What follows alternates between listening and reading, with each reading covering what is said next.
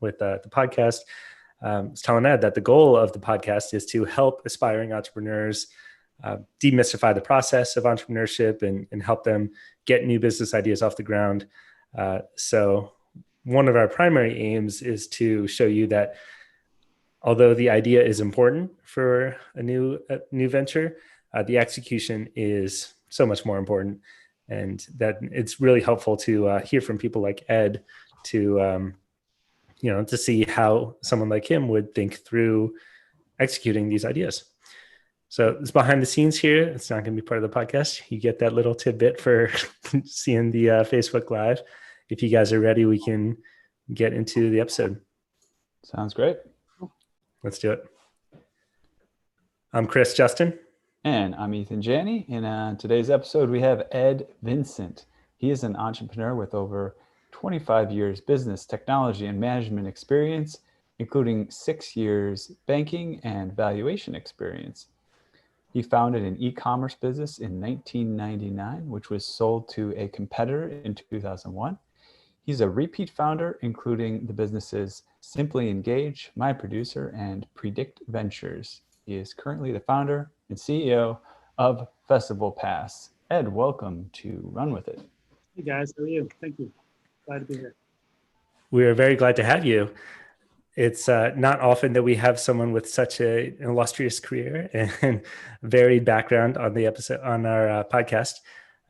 So we're excited to hear everything that you have to share. I think the information that you've submitted on the form is a lot more detailed than some of the ones that we've had in the past, which is great. We're going to be able to dive into a technical opportunity much more than typically we do.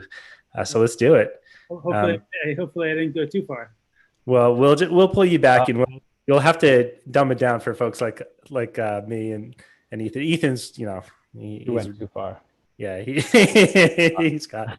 signed off already. We will save some time at the end of the episode to talk about Festival Pass and some of the other projects that you've been part of. And it would be good to incorporate some of the insights that you've gained, of course, during the 25 years that you've worked in talking about this idea. But without further ado, let's get into it. Tell us about the idea that you would like our listeners to run with. Sure. So a lot of it does have context to the things that I've been part of, and even some of the ideas that are coming out of things we're doing at Festival Pass. But in the world of currency, so the context with Festival Pass is we've created our own centralized currency. But in the world of how currency is participating on the blockchain, there's kind of a new wave of businesses moving towards allowing individuals, small businesses, or any brand to create their own social currency. And the idea of a social currency that is traded on the blockchain, or at least organized on the blockchain in a decentralized way, enables a lot more issuance of currency to happen. But I think one of the problems that exist is, it's even more exacerbated than the traditional cryptocurrency kind of world on blockchain, is that, there's only a few that everybody hears about, whether it's Bitcoin or a couple others, that even have any kind of brand value where people can really say, hey, I know what that might be worth, or even the ones that are well known, you really don't know how much they're worth. So once you conceive or agree with the thesis that over the next 5 to 10 years, there's going to be a lot more social currency issuances, and we can dive into what social currency really is if we want to do that.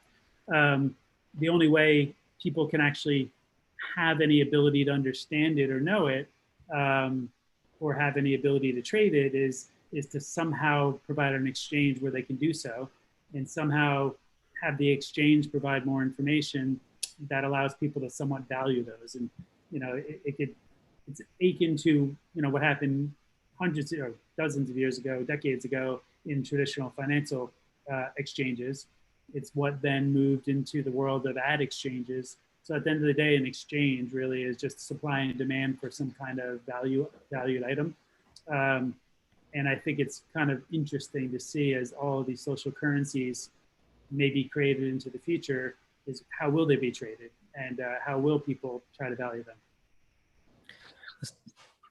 To be clear, when you're talking about social currencies, you're talking about the influencer type of credibility or like clout scores, or define it for us? Yeah. So this is where there is an evolution going on. There's a few companies now that are allowing individuals to actually create their own blockchain-based cryptocurrency, and by doing so, they are able to just use the backbone of what a lot of traditional currencies have created on blockchain, but to do it just for themselves.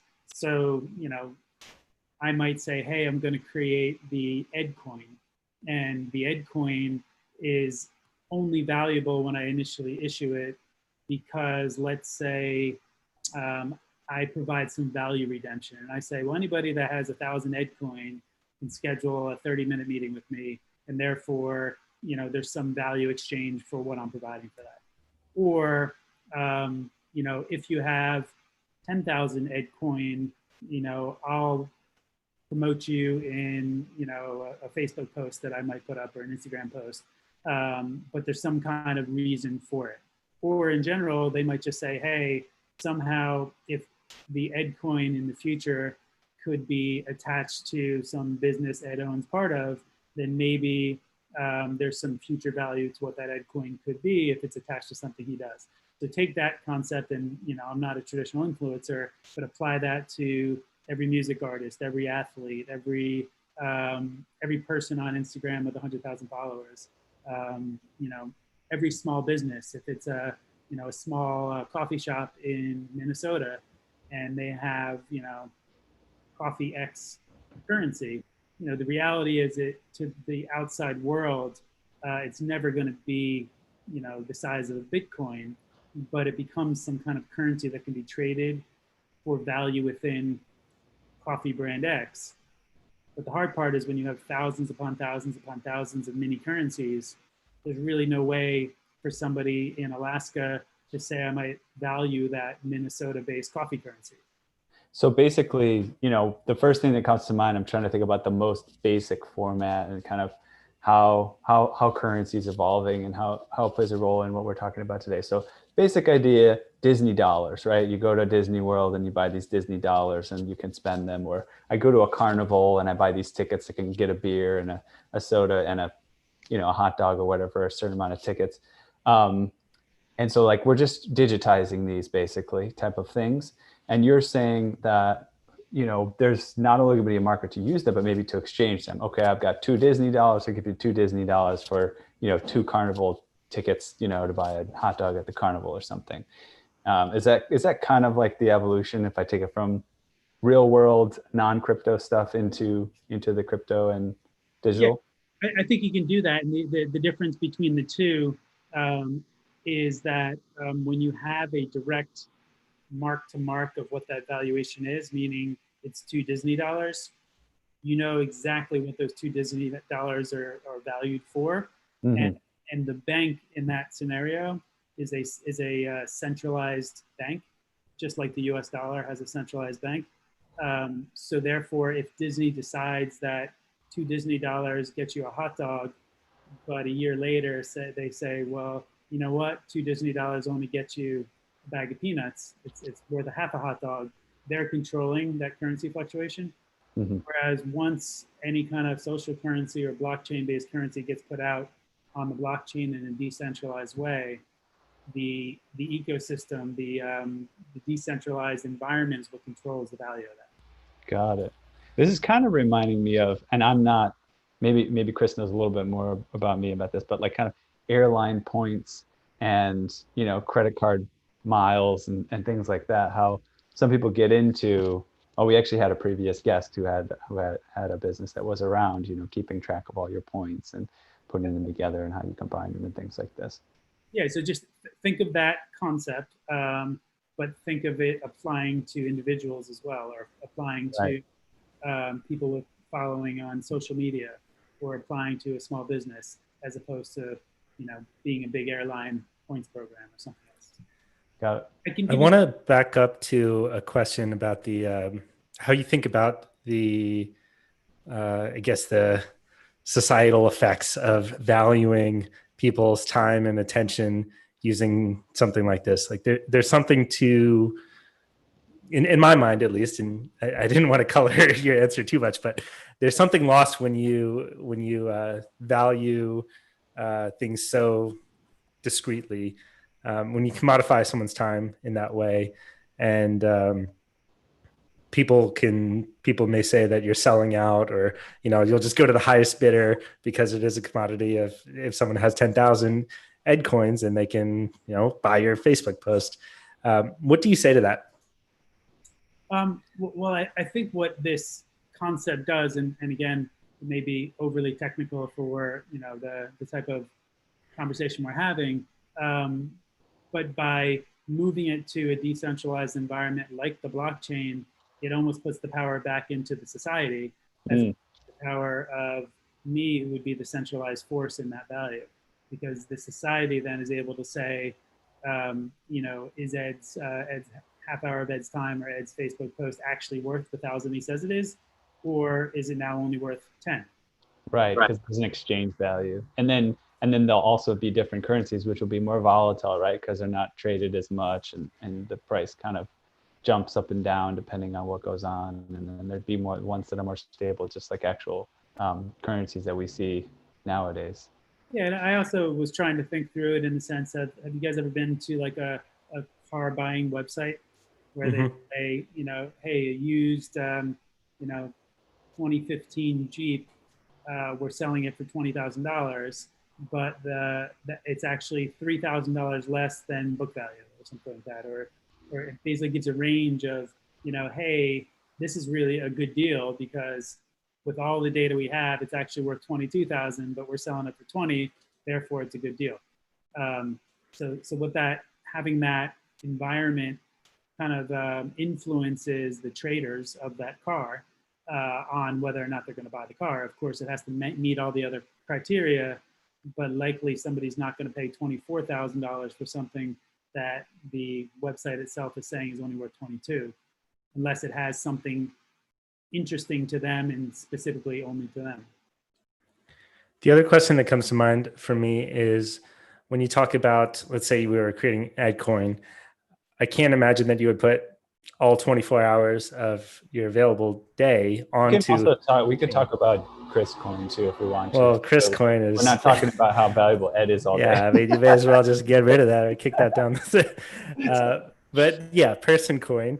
I can't imagine that anyone would want to put all 24 hours of that available. So would you say that maybe you allocate 1 hour a day to EdCoin users or Person Coin users? How does that work?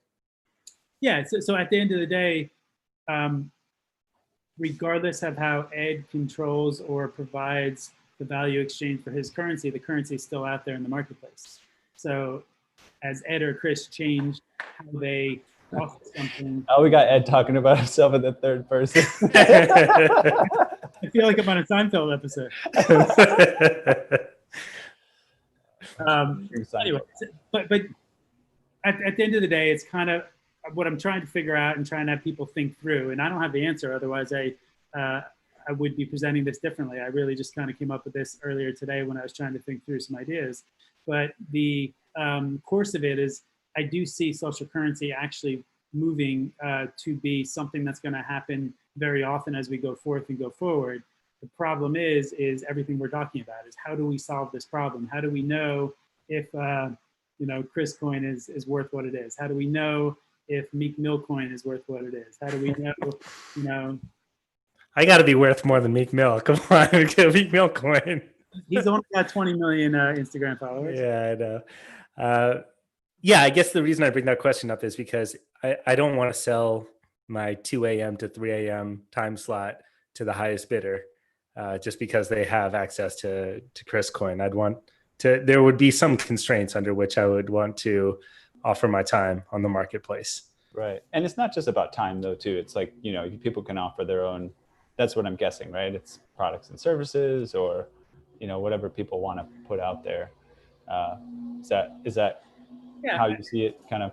I think so. And the reason kind of I find this super interesting is it could evolve. We're using basic, examples of Chris time at 2 a.m. But the reality is the same way Upwork has upended kind of the freelance work model, right? And people go on and they say, hey, I want to pay you for X amount of hours of your time because you're a developer or you're a marketer or you're a consultant of some sort. At the end of the day, there's a lot of value that humans in all forms could actually provide.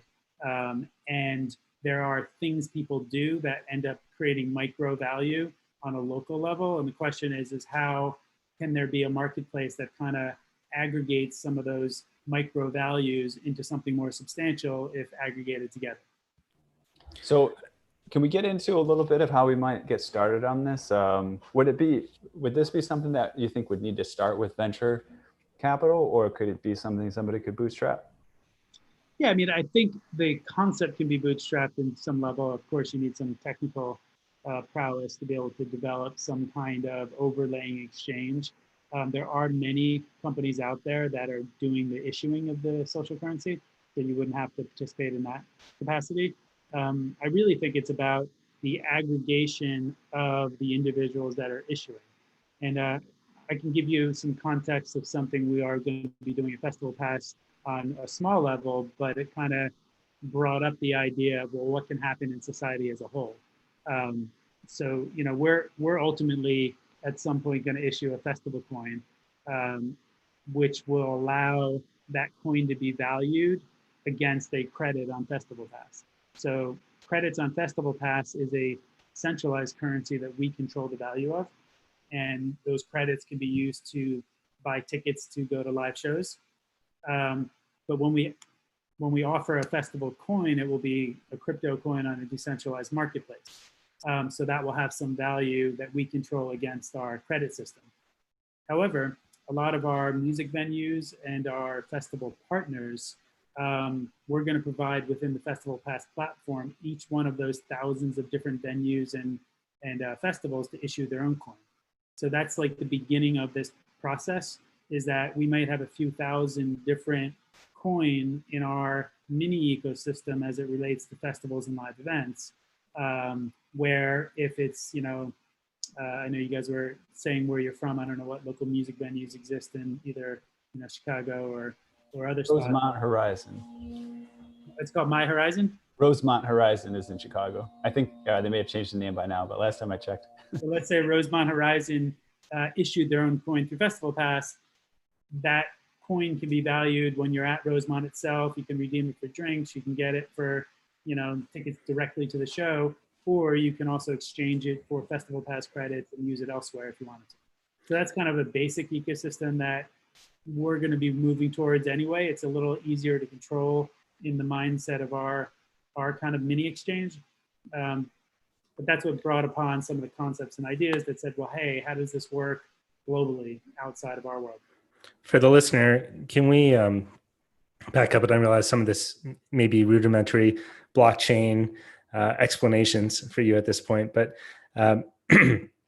how does that make things easier both for the venue and the user to have their own coin?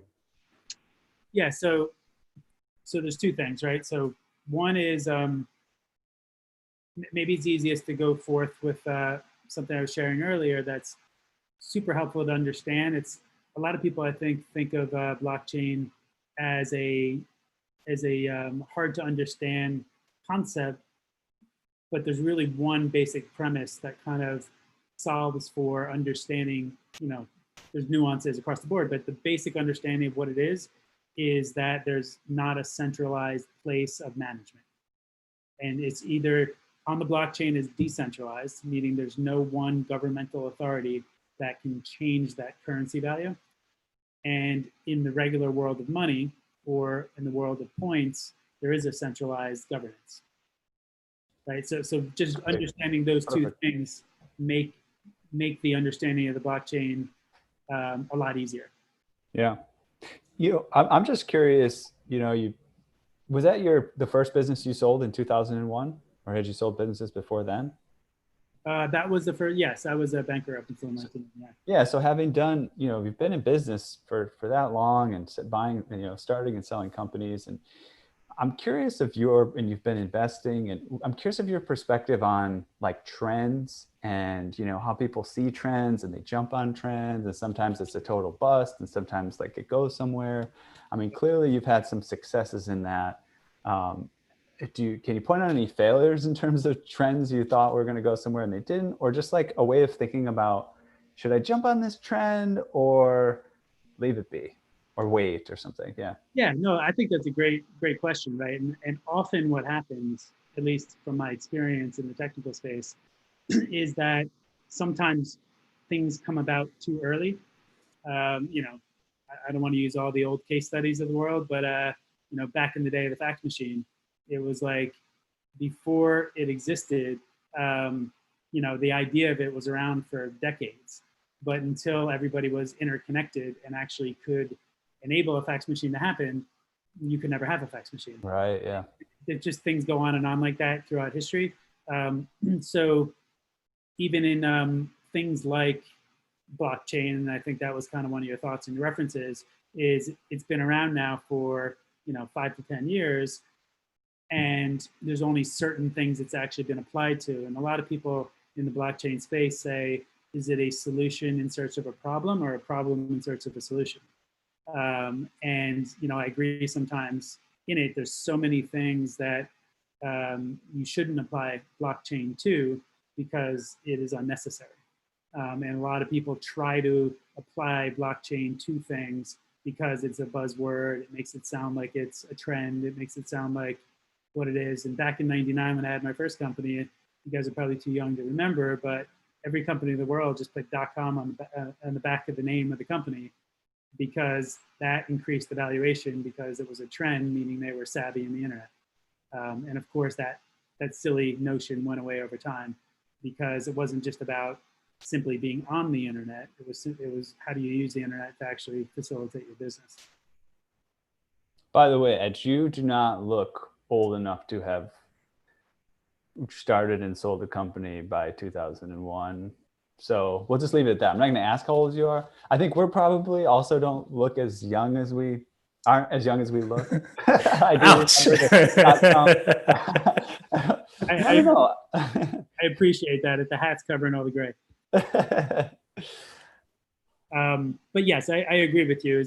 And I can go on and on with a bunch of examples. Augmented reality, virtual reality, it all came out. Everybody's excited. Let's spend billions of dollars towards it. And to this day, how much have you seen in VR and AR that actually is impactful in your daily life?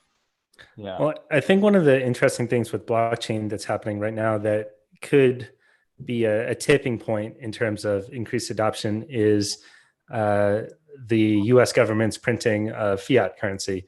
There's $4.5 trillion of fiat being printed, and everyone, I don't know that is being appropriately valued by the average person, because really it's just devaluing the dollar, and people are turning to alternative investments like gold or silver or blockchain to protect against that devaluing, because by nature blockchain is deflationary. Right? There's only so much Bitcoin out there, and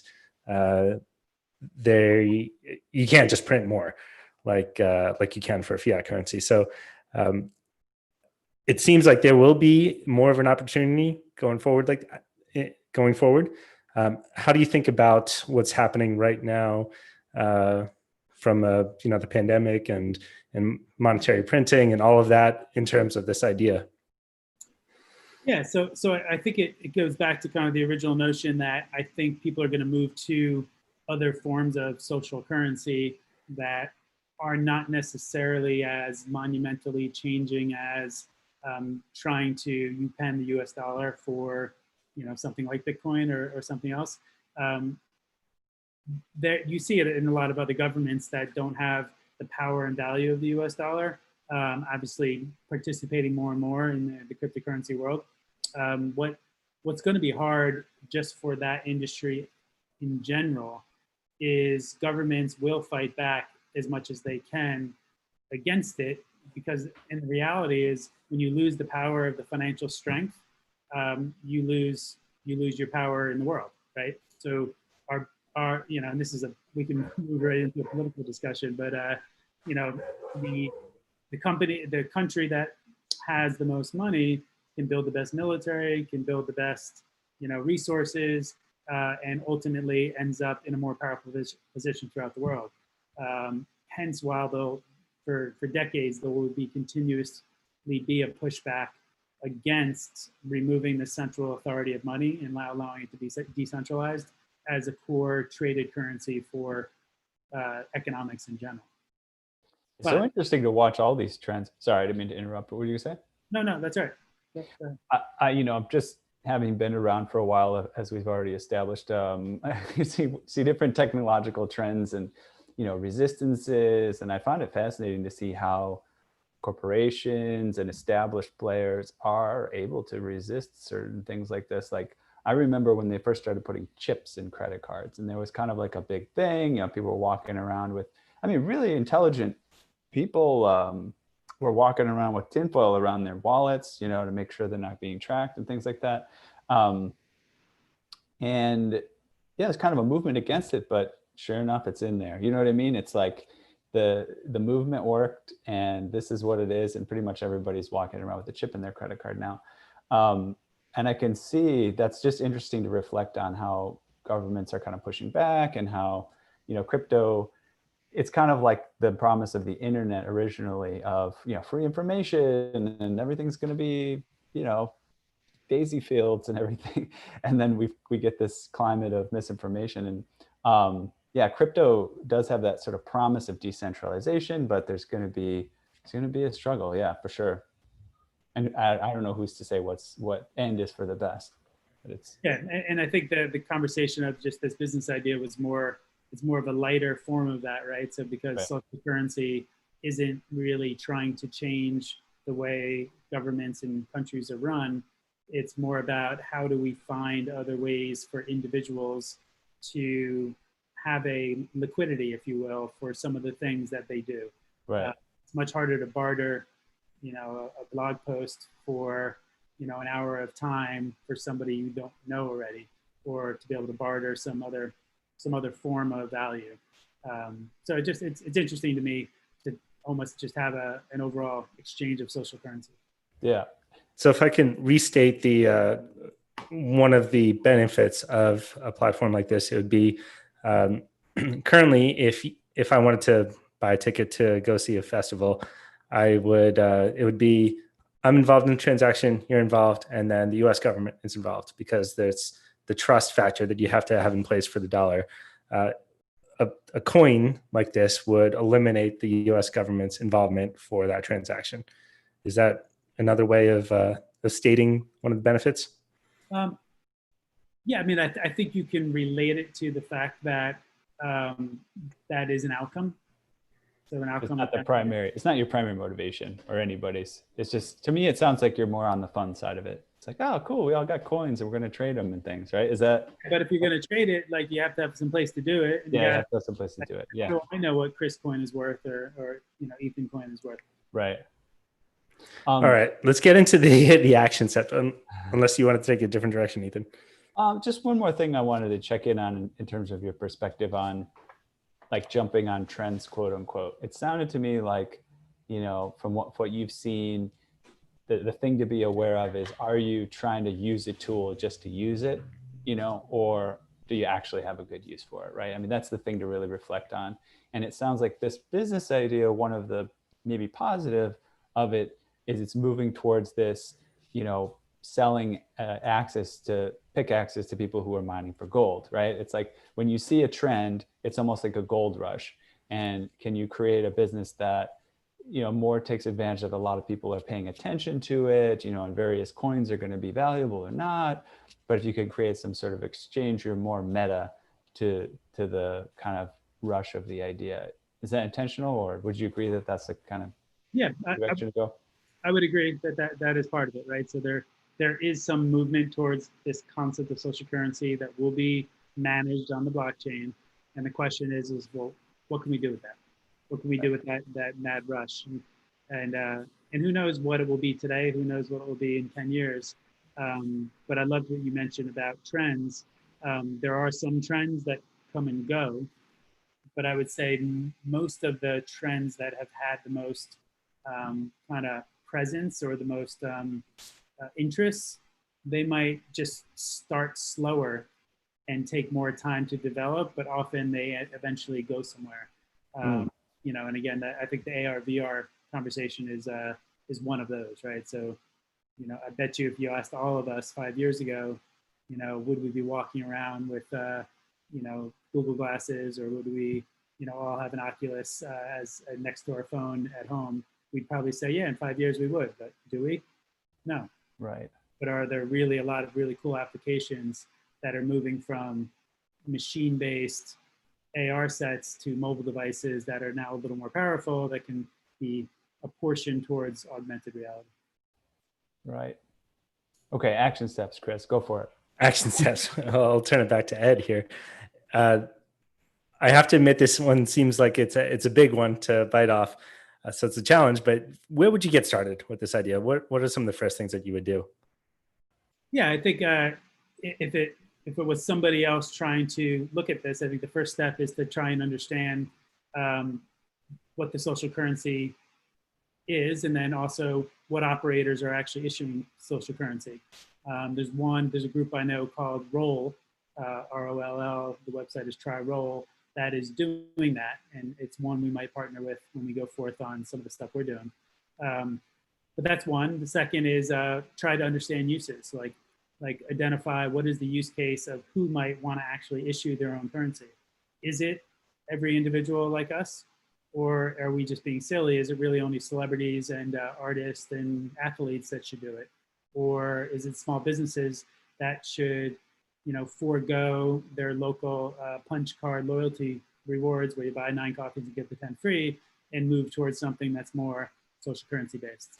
I don't know the answer. There is some kind of core vehicle or solution that probably is an easier lift to get started. But I think that's the next action step, is to find out which one. What's interesting here when it comes to loyalty or rewards programs, it seems like there could end up being an interesting overlap between client feedback, like customer review sites, right, and the various rewards programs, right? So it's like, yeah, we have a rewards program. Oh, that rewards program's kind of worthless, right? It's because people don't like to go there. And so it's almost like you don't have to put the stars, it seems actually kind of nice, because there's a little bit of fixing the game nowadays with the reviews, and just trying to fix the game with getting the 5-star reviews for businesses. And people are resistant to get negative reviews, something like that. But, where you spend your kind of loyalty points, it's kind of neutral. And it might reflect on the businesses and the value that they're providing. That's interesting. Yep. Another action step that comes to mind here, based on the form that you submitted, is understanding market makers. How do market makers work on traditional exchanges, and how can you apply that framework to a social currency exchange on a blockchain? Yep. No, I agree. Is at the end of the day, illustrating what they do is they're effectively providing a range of values to give the buyers and sellers an opportunity to agree with or not agree with what that made market is. So it's a starting point. So yes, I agree. Is trying to just understand the ways that it's been done for a century in other markets and try to apply that to this thing. It's almost like the old adage is very few times in life, even though we all think we're super creative thinkers, there's only 50 stories in Hollywood. They just regurgitate each one with different characters. At the end of the day, sometimes there are really new innovative business models, but 99 out of 100 times, it's just a new application of one that worked before. Right. What, and just for the definitional purposes, what would we define as a market maker? Just for anybody that. Yeah, so in the easiest traditional sense is when you think of just an equity stock exchange, there are market makers that go in and set the buy-sell price, and they set it. If something should trade around $1, the market makers will give it a range between 80 cents and $1.20. Of course, it's much smaller fractions in reality. Right. But there's enough buyers at one price and enough sellers at a different price and a transaction doesn't happen until, one buyer gets high enough and one seller goes low enough. Got it. Thanks. How about in terms of your first customer or your first 10 customers, or like, what does it look like onboarding people who use this and, making sure you're serving them?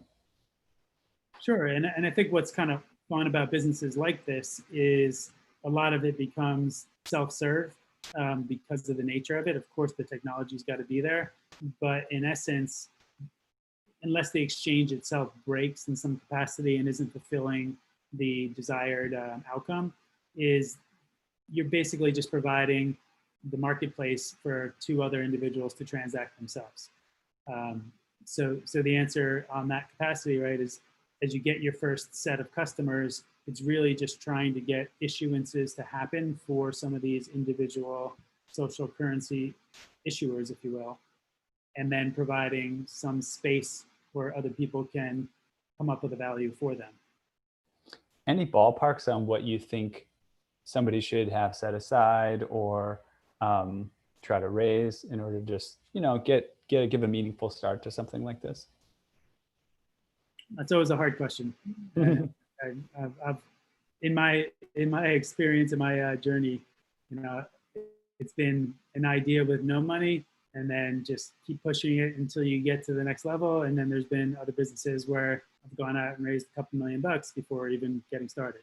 So it's always hard for me to say that. It's if somebody has a passion to go forth and learn this business, it's about, doing the legwork to understand it, doing the legwork without any capital raise to move forth. But, to build the beginning of it is beg, borrow, and steal from other pre-existing applications, and, use grit and, personal bandwidth to get it moving. But of course, over time, you would need to raise money to make it happen. An action step that comes to mind is if someone is not already familiar with some of these communities out there, or people who may use social currency type exchanges, there are other applications of the blockchain where people are trying this in different ways. One that comes to mind, I think it's called Steem or Steemit. It's similar to Reddit, except people are compensated in some form in Steem coins, I think, for creating content on the platform. And that would be a good way of just you start engaging with a platform like that and see how it works, just to get hands-on experience. It's not as theoretical if you do something like that. Yeah, and that is absolutely a good path. And then, like, a lot of gamers use Discord to exchange different in-game value points. So it's another path for people to look at and say, okay, how are these transactions happening? How is it happening outside of an overall exchange? And how do you apply that to the next level? I'm just going to take the opportunity to go way meta here, even though we probably should be focusing on actions and concrete things.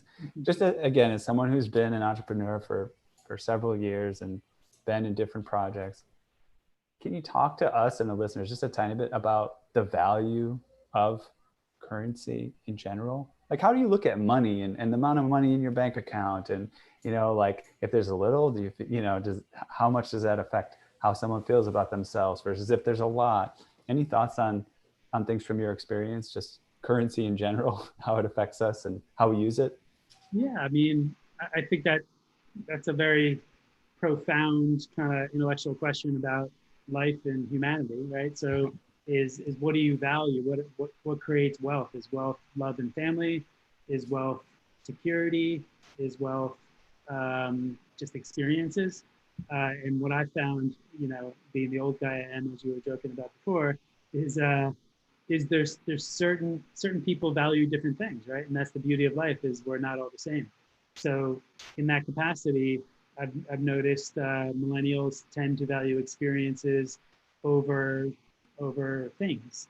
Not to say all do, but there's some value to being able to access things and go travel and experience things that are more important than having, an expensive purse or a fancy car or anything like that. So again, I think your big question is important, but it's a very individual thing. Yeah, that's great. Thanks. We're coming up on time here, Ed. What's one thing you want our listeners to take away from the conversation?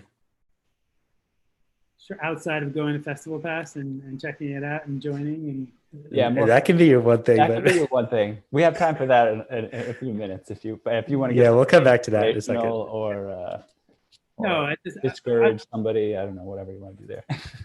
I would just honestly say is that if everybody or most people on this that are listeners are entrepreneurs or wanting to go down that path, is just to believe in yourself and to continue to look at the long-term goal.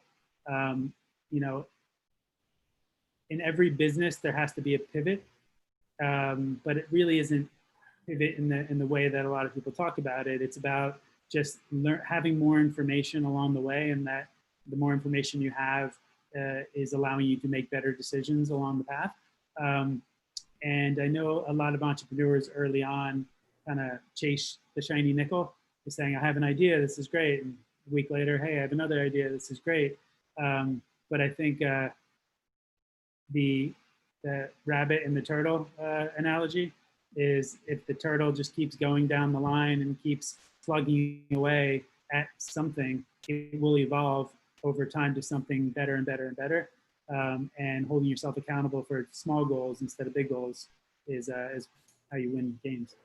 I was really hoping for a Pokemon ending there. The turtle's going to evolve into a picture.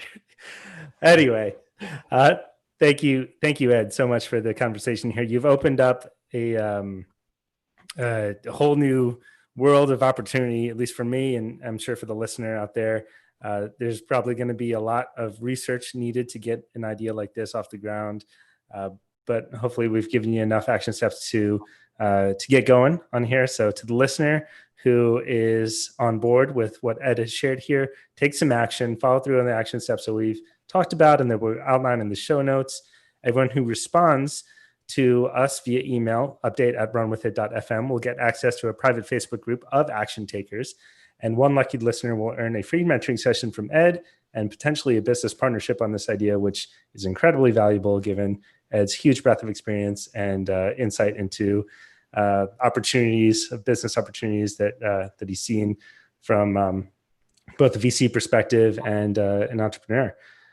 Ed, where can people go to learn more about you and Festival Pass, what you're doing right now? Sure. So on the Festival Pass side, just festivalpass.com. That's the easiest way to kind of learn about what it is and what it's all about. Obviously, we're on Instagram and Facebook as well. You can find us there. Personally, myself, mostly from a business perspective on LinkedIn. You can find me on LinkedIn, Ed Vincent on LinkedIn. Yeah, and I think that's the best way to interact. Thank you very much. I noticed you have a Montauk hat on. I just realized. Yes, but you're the New Yorker. Yeah, it's a fun place. Good. I'm a beach kid at heart. Awesome. Sign off, Chris. I know you gotta go. You probably gotta go soon, Ed. Ed's got another meeting in a couple minutes here. Thank you so much, Ed. Really appreciate the conversation and looking forward to hearing some feedback from listeners on actions that they're taking. It's great. Sorry if it was an overly complicated business idea. No, I love it. Awesome. It's great. Yeah, it's great. I really enjoyed it. I'll set thank you. up of the social channels real quick. Cool.